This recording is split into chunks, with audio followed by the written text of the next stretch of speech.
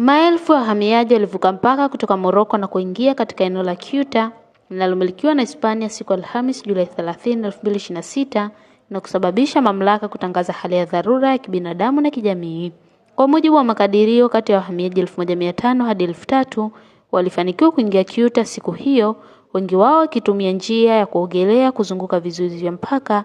Idadi hiyo imeongezeka jumla ya wahamiaji walioingia katika kipindi cha siku 10 zilizopita kufikia takriban 1500 hadi 2000. Serikali ya Ceuta imesema vituo vya mapokezi vimejaa na uwezo wa kuhudumia wahamiaji umefikiwa, hali iliyomlazimu rais wa mkoa huo Juan Jesus Visas kuiomba serikali kuu ya Madrid kutuma msaada wa kijeshi.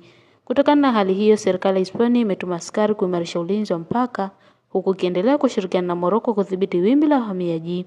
Wakati huo angalau watu 9 wanaripotiwa kupoteza maisha walipokuwa wakijaribu kuvuka mpaka huo kwa njia ya bahari. Tukio hili linafanana na lile la mwaka 2021 ambapo maelfu ya wahamiaji waliingia Ceuta kwa wakati mmoja na kuzua changamoto kubwa za kibinadamu pamoja na masuala ya usalama mpakani.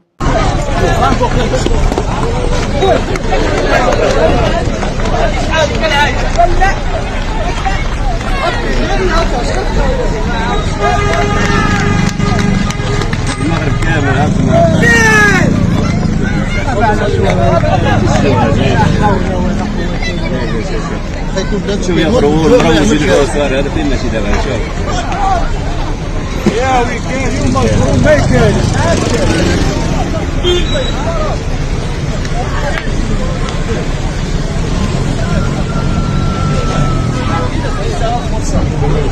it.